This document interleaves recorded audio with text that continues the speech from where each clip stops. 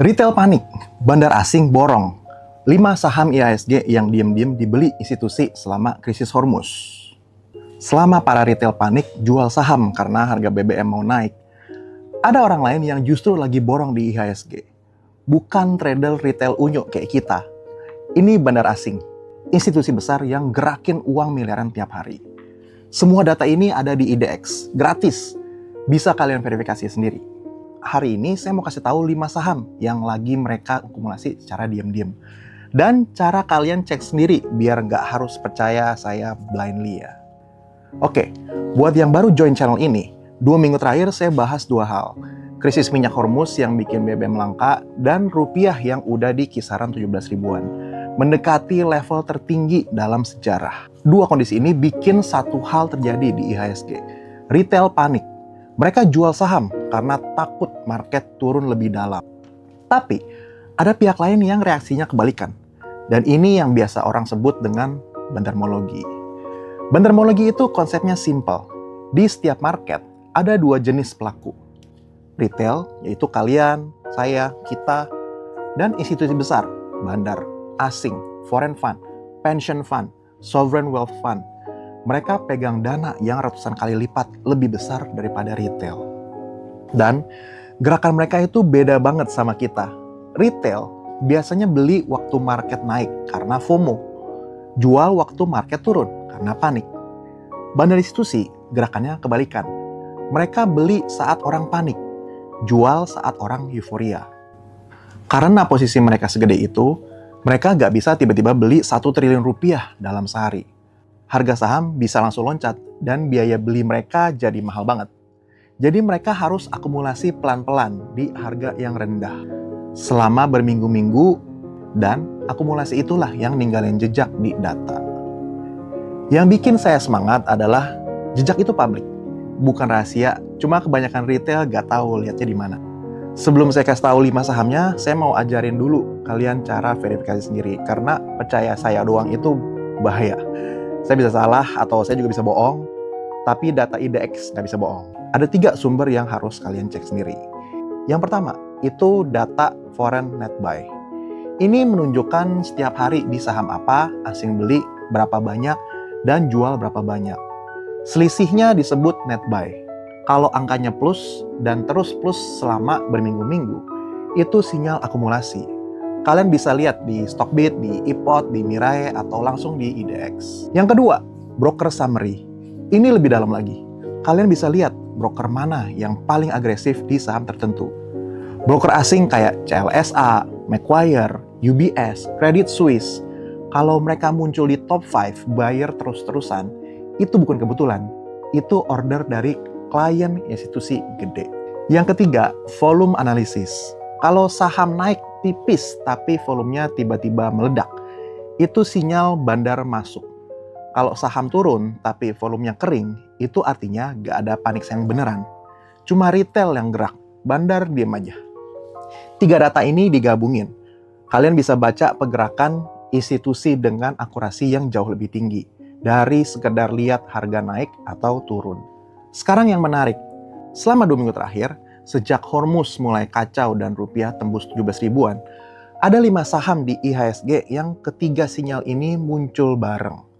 Net buy asing positif konsisten. Broker asing aktif beli. Volume akumulasi. Sementara harganya masih ditahan. Nggak naik liar. Klasik pola akumulasi. Saya akan bahas satu persatu. Dan untuk setiap saham, saya akan jelasin kenapa mereka beli ini. Secara logika makro fundamental. Karena bandar gak pernah beli sembarangan. Selalu ada tesis di balik posisi mereka. Sebelum saya lanjut, satu disclaimer. Apa yang saya bahas ini bukan rekomendasi beli atau jual ya. Saya cuma mau jelasin pola yang kelihatan di data publik. Keputusan investasi tetap di tanggung jawab kalian. Dan kalau kalian belum paham fundamentalnya, jangan beli cuma karena video ini. Oke, saham nomor 1, Medco. Ini paling obvious sebenarnya. Medco itu perusahaan minyak dan gas. Mereka punya konsesi minyak di beberapa lokasi, termasuk yang offshore. Kalau harga minyak dunia naik, revenue mereka naik linear. Margin mereka naik lebih cepat, karena biaya produksi mereka rata-rata jauh di bawah harga jual. Sekarang konteksnya, Krisis Hormuz bikin physical price minyak ada di kisaran 130 sampai 140 dolar per barrel.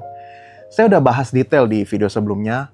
Bandar institusi yang baca data fisik ini bukan paper futures. Mereka tahu revenue Medco quarter ini akan jauh lebih tinggi dari ekspektasi analis yang masih pricing in harga 80 sampai 100 dolar per barrel. Pola di datanya gimana? Medco selama 3 minggu terakhir, foreign net buy konsisten positif. Harga nggak loncat dramatis, masih sideways di range tertentu. Tapi, volume harian naik 2 kali lipat dari rata-rata 6 bulan sebelumnya. Itu pola klasik akumulasi sebelum re-rating. Yang sering retail keliru di sini adalah mereka lihat harga nggak naik liar, terus mereka kira sahamnya nggak bagus. Padahal bandar emang sengaja jaga harga supaya mereka bisa terus-terusan beli di harga yang rendah. Begitu posisi mereka udah keisi penuh, baru harganya ditarik. Buat yang mau ngecek, buka Stockbit atau platform kalian, ketik Medco, lihat foreign flow tab, tren 3 minggu terakhir akan kebaca jelas. Saham nomor 2, Inco, tambang nikel. Logikanya beda sama Medco, tapi sama kuatnya. Inco dapat revenue dalam dolar. Karena mereka jual nikel ke buyer global, dibayar pakai mata uang dolar, sementara cost mereka, gaji karyawan Indonesia, listrik, transport lokal, semuanya dalam rupiah. Rupiah lemah artinya margin mereka otomatis lebar, tanpa perlu harga nikel naik sama sekali. Sekarang kalau kalian gabungin sama harga nikel global yang lagi stabil di range premium, dan kebutuhan EV battery di global yang nggak melambat, Inco ada di posisi unik. Dia natural hedge terhadap pelemahan rupiah, sekaligus exposure ke commodity demand. Terus, bandarmologinya gimana? Saya perhatiin sejak rupiah pertama kali nyentuh 17 ribuan, Inco masuk ke top 10 net buy asing hampir setiap hari. Broker yang paling aktif beli adalah broker asing besar, bukan broker retail lokal. Itu sinyal kalau bukan retail Indonesia yang lagi nyari Inco. Foreign fund yang udah hitung exposure mata uang dan mau hedge lewat saham komunitas Indonesia. Yang menarik di Inco, harga sahamnya di market masih relatif jauh di bawah peaknya 2022. Padahal, kondisi makro sekarang mirip atau bahkan lebih ekstrim dari 2022. Bandar institusi sadar gap valuasi ini. Retail biasanya nggak lihat itu karena mereka cuma trauma sama penurunan harga sebelumnya. Saham nomor 3, ADRO. Adaro itu emiten batubara. Sebagian besar revenue mereka dari ekspor. Lagi-lagi dalam dolar. Cost mereka dalam rupiah, pola yang sama dengan Inco. Tapi Adaro punya satu keunggulan tambahan di kondisi sekarang, yaitu logika energi substitute. Waktu harga minyak naik sangat tinggi, banyak negara, terutama di Asia, yang mulai shift ke batubara untuk pembangkit listrik. Karena lebih murah dan supply-nya lebih stabil. India udah lakukan ini, Vietnam juga. Bahkan Jepang sampai ngerem coal phase out mereka karena kondisi ini. Permintaan batubara naik, sementara supply nggak bisa scale up cepat dan rupiah melemah. 3 faktor positif bareng untuk Adaro. Pola akumulasi di Adaro selama 4 minggu terakhir kelihatannya sih menarik ya. Harga nggak naik dramatis, tapi volume turnover mingguan naik signifikan. Foreign holders meningkat, beberapa hari ADRO masuk net buy asing terbesar di IHSG. Tapi penutupan harganya cuma plus 1%. Itu klasik banget. Bandar lagi nyerap, tahan harga di range tertentu, supaya akumulasi bisa lanjut. Tapi bang, batubara kan dirty energy. Harusnya udah ditinggalin. Bener, tapi harus dipisahin antara apa yang benar secara environmental dan apa yang lagi terjadi di market sekarang.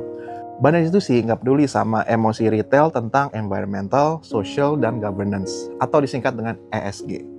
Mereka peduli sama supply demand dan margin. Selama dunia masih butuh batubara untuk melistrikan Asia di tengah krisis energi, ADRO akan dapat flow. Kapan ESG mulai matter lagi? Kalau krisis ini sudah selesai. Saham nomor 4, ALI, Astra Agro Lestari. Ini bidang sawit ya. Sekarang ini kita connect ke poin yang saya bahas di video Hormuz tentang krisis pangan. Kalian ingat urea pupuk yang harganya udah naik ke level perang Ukraina 2022? Itu bakal pukul harga pangan global dalam 6-12 bulan ke depan. CPO atau crude palm oil itu salah satu komoditas pangan paling besar di dunia. Dipakai untuk minyak goreng, biofuel, makanan olahan. Kalau pasokan pangan global tertekan, demand CPO akan naik. ALI itu salah satu pemain CPO terbesar di Indonesia, dan mereka ekspor banyak. Lagi-lagi, USD revenue, IDR cost, sama pattern-nya. Nah, terus bandarmologinya gimana? ALI ini agak unik. Volume hariannya nggak seramai Medco atau ADRO. Tapi yang menarik adalah konsistensi netbuy asingnya. Selama 6 minggu terakhir, hampir setiap minggu ada netbuy asing positif. Walaupun nilainya kecil ya. Itu pola slow accumulation. Bandar sengaja masuk pelan-pelan supaya gak goyangin harga. Klasik untuk saham mid cap. Yang sering retail keliru, mereka lihat saham CPO naik turun gak signifikan dalam jangka pendek, terus mereka anggap boring, gak menarik. Tapi, institusi sengaja cari yang boring di harga rendah, supaya begitu CPO global mulai bergerak, mereka udah duduk dengan posisi yang besar. Saham nomor 5, PTBA, Bukit Asam. Ini mirip dengan Adaro secara makrologik. Ini juga favorit saya ya, pribadi. Coal exporter, USD revenue. Tapi ada dua hal yang bikin PTBA punya appeal beda buat bandar institusi. Yang pertama, PTBA itu BUMN. Mayoritas sahamnya pemerintah yang punya. Ini bikin governance-nya lebih predictable. Dividend policy-nya konsisten, dan likelihood government support kalau ada masalah lebih tinggi.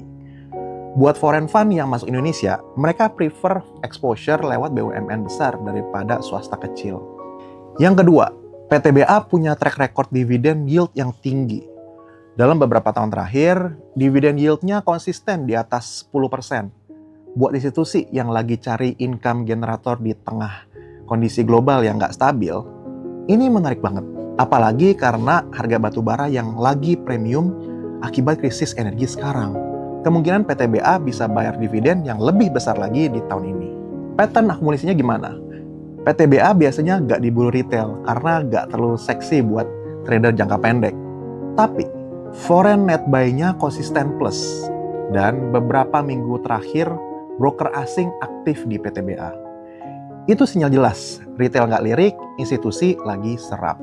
Sekarang yang lebih penting dari 5 saham tadi adalah framework di baliknya. Karena 5 saham ini akan beda kalau krisisnya beda. Yang akan tetap sama adalah cara mikirnya. 3 prinsip yang harus kita ingat. Prinsip nomor 1, krisis itu redistribusi, bukan kehancuran total.